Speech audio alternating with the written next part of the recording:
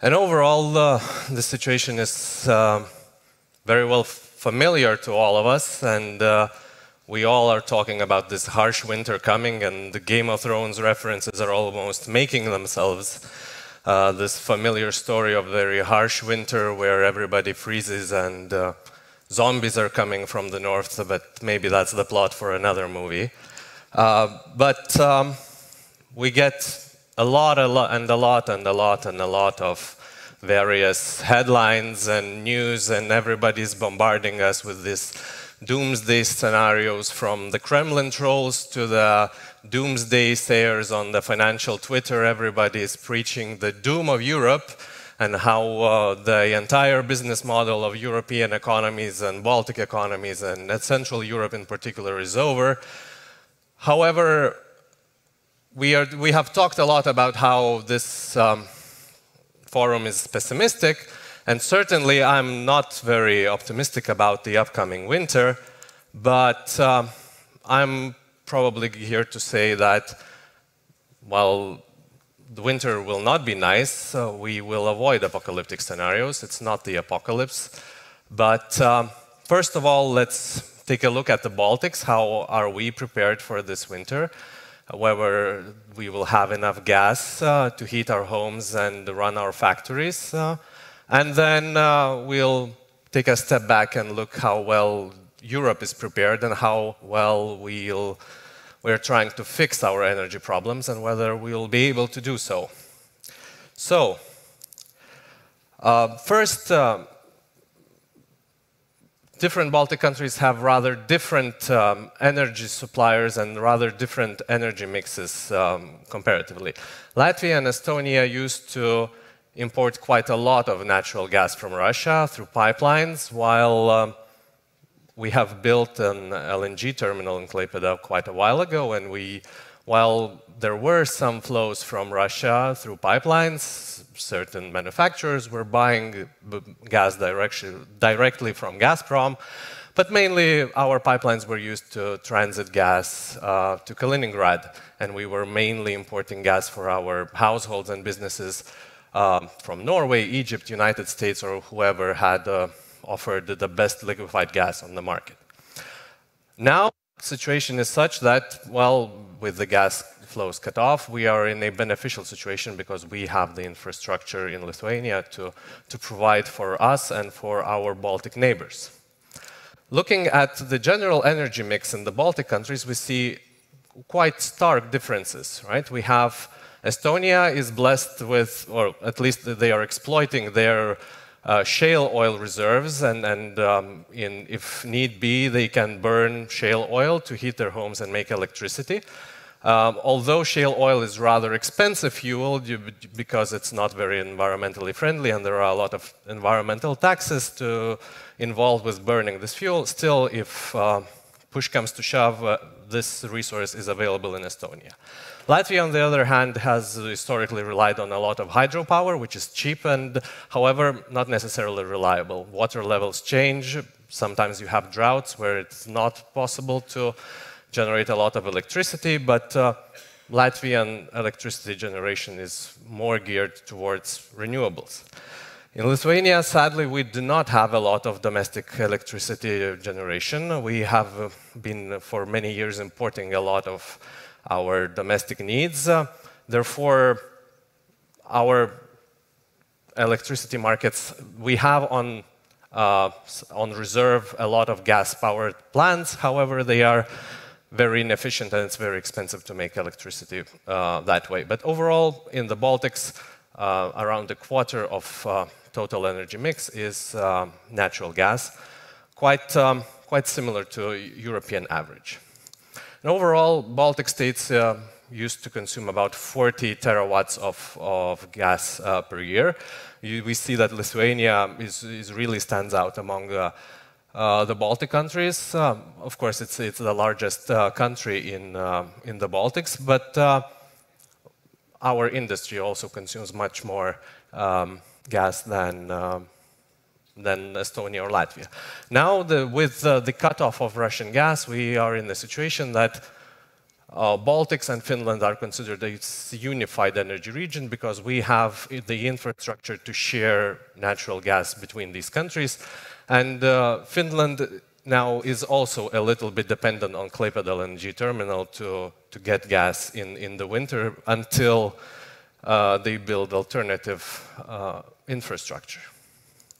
Now, looking more deeper in how we use the gas, Estonia and Latvia use it mainly to produce heat in winter and electricity in general. However, because we do not produce a lot of electricity in Lithuania, we don't use it a lot. However, we use a lot of electricity for industrial processes and Achema specifically because they not only use gas as an energy resource, but as an input in fertilizer production. That's very common.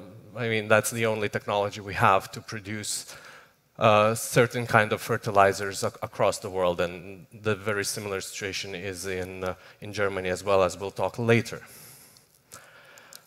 Right. Now, the situation with European and Baltic energy markets is there has been for many years realization that those markets are very fragmented and maybe we need more investments into pipelines between Spain and Germany or Lithuania and Poland and other places so that we could share energy at times like this. However, we were insistent on saving money instead of building infrastructure, and a lot of these projects were never made. However, Baltics is a very nice exception that we actually did complete or at least start many of very important infrastructure projects such as Klaipėda LNG terminal, the gas connections with Poland. We're currently working to improve the bottlenecks of gas transmission between Lithuania and Latvia. Latvians are increasing the storage capacity at Šimkus, and right now Estonia and Finland are cooperating to complete an LNG terminal in record time, which is planned to be completed before the end of this year. And I think it would be the fastest completed LNG terminal ever. If don't quote me on this, I might be wrong. But in any case, it should be ready if everything goes according to plan before the end of the year, significantly relieving the situation in the gas market in Europe. However, the problem, of course, is LNG. The ability to accept LNG is very good. However, we are competing on a global market for very limited LNG supplies. Americans, Norwegians, Qatar have limited capacity to liquefy gas, and a lot of people are competing for the same terawatts of power, right? And a lot will depend on how situation will evolve, who is able to pay the highest price. And we are now seeing that ships that, for example, should have gone to Pakistan can no longer afford that gas because Europe has deep pockets and is willing to pay whatever price necessary to fill the storage. And we are essentially exporting electricity blackouts to the third world countries right now, which is not necessarily nice and might have negative knock-on effects on global growth further down the line. Now, looking at the storage, we know that the European Union overall has some goals on how much we should fill our storage before the winter in preparation of new stage of economic competition with Russia. Overall, Europe is doing quite well. They are ahead of schedule in trying to fill the storage. Here do I have a laser? Here you can see the weeks of the year and how much the percentage of storage filled with gas. So we are over 80% now in Europe as a whole. Of course, there are massive regional differences. Iberian Peninsula, Portugal, and Spain have plenty of gas. The storage is at 100%. They cannot send it and share it with the rest of Europe because there is no pipeline going through France. Here we Baltic countries have a joint storage facility in Latvia. which is only 50% full, which might sound alarming, that we might not have enough for the winter. The good news is that it's a very big storage facility compared to our consumption. Overall, it is estimated that in Western Europe, even with 100% storage, there's only enough gas for 2 to 3 months. Of very cold winter, well, 50% in Čukalnis is approximately the same. So in terms of storage percentage of consumption, we are on a similar readiness level as our Western partners. Of course, it would be nice if we were able to fill the storage faster. It was recently, the size of the storage has been increased, so again, this slightly understates the real level of reserves that we have right now. Now, storage is not the only thing that we need to care about. We also should care about decreasing consumption. So far, demand destruction, how in the name of economic jargon, is working very well. Our consumption this year in the Baltics is down 40%. I think I saw a stat today that in Lithuania, in August, gas consumption was even 80% lower than a year ago because, well, there are several factors. We had a very warm beginning of the year, so we needed to use less gas for heating. Also, due to very high gas prices, it's no longer viable to use gas for some economic activities, such as making fertilizers, so the production has been scaled down and a lot of demand just went away. So, but the question is, can this reduction of demand be sustained? But if we sustain this reduction in gas demand, we are almost certain that there will be enough gas for this winter. However, we don't know at what price, and we'll talk about price later. But overall, if we decompose our gas situation, well, these are very rough estimates, but, well, how much do we consume over the average heating season? How much do we have stored? How much we can import from Klaipėda? We make some cautious assumptions about how much we can save, and that would leave us with a little bit of shortfall here. But then, in the end of November, we should have another LNG terminal operational in Estonia and Finland, which should cover more than we need for the winter, spring, and further ahead. Some optimism, right? The worst case scenario is not so likely. Now, if we look at Europe, well, we know that Russian flows are almost over. It's quite ironical that the only gas that are flowing now to Europe is flowing through Ukraine, because that's the pipeline that goes to Hungary. And you need to keep your friends warm. But overall, the structure of energy mix in Europe is gas is about 25%, 20% of total energy consumption. 40% of that used to be Russian gas. About half of that we are able to replace via LNG, increased flows from Norway. So Europe needs to save about 4 or 5% of their total energy consumption throughout the year. That means both oil, electricity, etc. So sometimes we need to find some substitution, burn heating oil instead of gas, as Vilnius is planning for this heating season. Sometimes we simply need to lower our thermostat. Sometimes we need more sharing, etc., etc. And none of these decisions, of course, will be a silver bullet that will solve these problems, but they have a cumulative effect that might just result in enough savings to compensate for any shortfall of Russian gas. And of course, markets got very scared before the cutoff of Nord Stream, in the run-up of the decision whether Nord Stream 1 will restart or not. Prices spiked like crazy to maddening levels.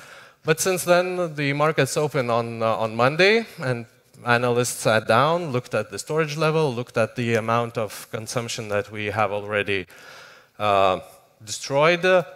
Politicians intervened verbally in the markets, saying that they will decouple gas prices from electricity prices and in general intervene.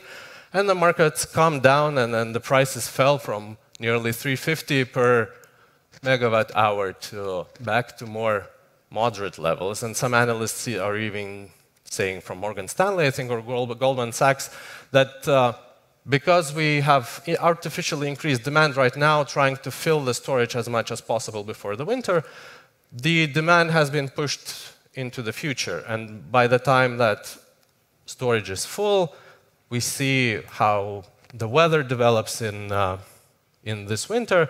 It's quite plausible that gas price might halve again by January. Of course, these are risk scenarios, and it's very possible that some accidents might happen that again spook the markets, or maybe Norway is no longer able to deliver gas, right? The situation is tense, and any kind of accident can really lead to very big volatility in the markets. But these kinds of moves, again, indicate very tense situation, rather low liquidity in the markets. And yeah, we'll come back to prices a bit later, but let's talk a bit about consequences of these high energy prices on European economies. So Germany is stuck between a rock and a hard place. On one hand, you have rising costs because energy is very expensive. On the other hand, you have a global economy that is troubled by very aggressive central banks and slowing China with its slow-burning real estate crisis. So that means that it is squeezed from both sides. Orders are falling, and some factories are shutting down because it's no longer viable to make it. So German manufacturing is in a recession already. It's unclear if it will spill over to a broader economy. Another thing, what is the result of this massive energy shock is, and Germany is in a very big trade deficit. We know that Germany is a big exporting economy. Usually it runs big trade surpluses, sells more abroad than imports. But right now, because energy is so expensive, Germany is essentially bleeding money to energy exporting countries, and globally we see the phenomenon that there's this massive wealth transfer from manufacturing economies to energy producing economies. Looking a bit broader to European Union, we see, and this was touched upon both by Matthias and others, households in Europe really are facing an unprecedented shock. The inflation caused by energy prices have lowered the real income of European households by nearly 5% on average. This, we have data going back to the 70s when the last energy crisis happened. Nothing similar has happened before, and we are really in uncharted territory how this affects unemployment and other variables, because I won't go into very academic details, but there are arguments that it could go either way, whether employment will be affected very heavily or not. Overall, we expect that over the next 3 quarters, European economy is going to stagnate, and we'll see a minor fall in the next quarter as autumn is approaching. Then we'll have quite a worse winter and the first quarter of the year, and then the winter will be over, heating season is done, households will see a bit of a relief, and hopefully by the next winter we'll have more infrastructure available, global energy prices hopefully will decline, and maybe even giving a boost to real outcomes in real incomes in Europe. Maybe central banks will finally pivot and realize that it's enough squeezing the global economy, and we should see a bit of an upswing in 2024, but we expect no growth essentially in Europe in next year. And as Matthias and others said, the risks are tilted to the downside. Now, of course, neither politicians nor businesses are sitting idle looking at the situation, and we already know that proposals are coming out from the European Commission trying to price cap the low-cost production and use the profits of hydro, wind, nuclear power plants to compensate consumers. Of course, these kinds of plans are not very suitable for the Baltic economies because we don't have that much of cheap local electricity production that we could redistribute. Another very important thing is, while in great financial crisis, it was all about the liquidity of financial institutions, now it is all about the liquidity of energy companies. And we're seeing that Germany is bailing out Uniper, various countries are thinking about nationalizing their energy companies because they cannot sustain the costs. So a lot of money will go into that.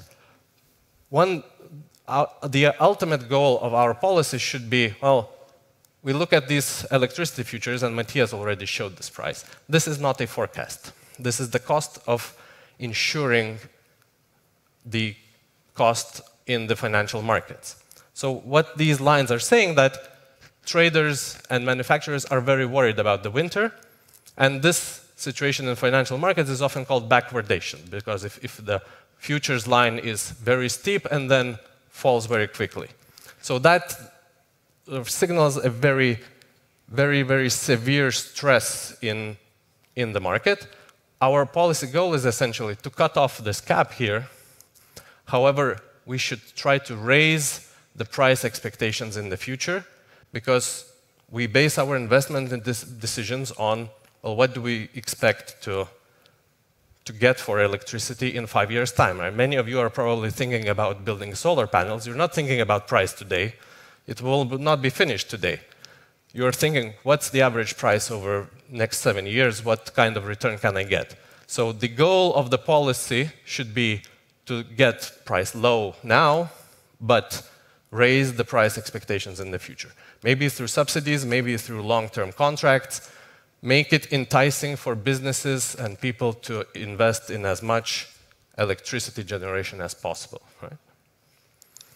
And finally, I'm in slight disagreement with Matthias, who is now ran away, and I cannot make a joke at his expense. But yes, essentially we now have a conflict between monetary authorities and fiscal authorities. ECB wants to squeeze spending as much as possible in attempt to reduce inflation, while politicians cannot afford it because they want to be re-elected. So fiscal path was on a path of consolidation. They supported the economies a lot in pandemic years, and they were moving towards balanced fiscal budgets. At least they were projecting so. However, I feel that they cannot afford not to subsidize a lot of consumption, not to support households. Some of it will be funded by windfall taxes, but overall budget deficits will widen. And ECB and fiscal policy are on a collision course. And last time in great financial crisis and sovereign debt crisis in Europe, last time financial markets and ECB won, and governments were forced to start consolidating finances early. The belt tightening happened infamously. Now I think there is no appetite for recession or any belt tightening, and this time around I think that governments will get what they want and they will support households a lot. And but that's again a big debate, and we might take some questions now, I think. Thank you. Thank you, Vytenis. And one question is related to the last slide that you showed. Is it possible that the fiscal stimulus that we are seeing across Europe now, compensation for the electricity, gas, additional payouts, higher minimum wages, also as a fight with the inflation, will further increase the inflation and will provide additional inflationary pressure, something which will lead to even higher interest rates, even bigger pressure for the ECB to increase interest rates? Or this fiscal policy is not going to create large inflation? I mean, yes and no. I think on aggregate, the common macro theory would say that, yes, fiscal policy is inflationary. On the other hand, if it is well targeted, if it addresses the bottlenecks in the infrastructure, say, in energy infrastructure, in electricity production, I think that it can, because inflation in Europe is an energy problem. It's not a labor market problem. It's not. It's a problem of weak euro and exorbitant energy prices. So if targeted investments by the public sector can solve the energy problem, it can solve both the euro problem and the inflation problem. True. Now, getting back to the electricity price, you showed the futures. Does that mean that the clients are concerned that it is not possible to fix the price below 300 euros per megawatt hour for next year, even though the futures curves in Nordic market shows that the prices are around 100 euro per megawatt hour? So how do we interpret that? I mean, as I said, the futures market is not necessarily a forecast of prices. It is a cost of hedging, right? And right now, liquidity in these energy markets is very low. These extreme points of prices, they do not reflect the average price. They reflect a couple of deals that someone was really short a couple of megawatts and was willing to pay any price. So, and that's one of the reasons for intervention into these markets, because they are not working properly. There is no liquidity, there are no deals, and as I said, it's not necessarily possible to fix the price, and that's why the intervention in the market might be necessary, because it's not functioning smoothly. Like central bank intervened in 2009, injecting liquidity. It's not necessarily that they wanted to save banks, it's because the market was so seized up that it's not working anymore, and that's a very similar situation in energy markets. I think what can be added here is that the link between Nordic energy markets and Baltic is far from perfect. I mean, the electricity lines between Sweden and Lithuania has not enough capacity. That's why we see such large price divergences. And even between Estonia and Lithuania, we have large price divergences because the electricity lines between Estonia and Lithuania are insufficient to pass sufficient electricity. I think you showed the slide that we produce only 20% of our own consumption, so that creates a problem that we have different connections to Poland, Sweden, Latvia, Estonia, Finland, but they are not sufficient to import electricity, especially at the moments when the prices are highest. And one related question here is that, I mean, here is what, in your opinion, we have a global energy crisis. It's not just Europe, it's mainly Europe, but it is visible across many countries, especially those that have to buy liquefied natural gas.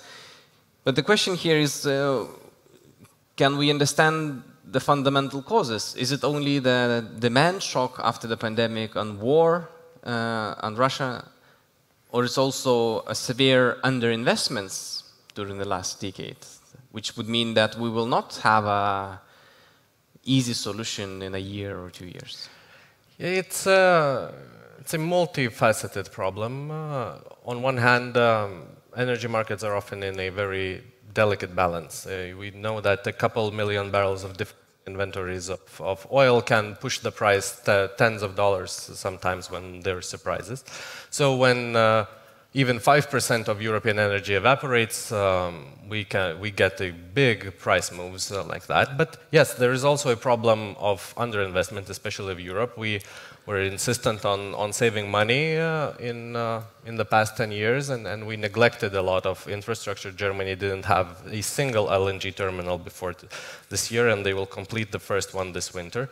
So this attitude of insisting of saving money at any cost resulted in a lot of postponed or foregone infrastructure investments that could have helped us tremendously today.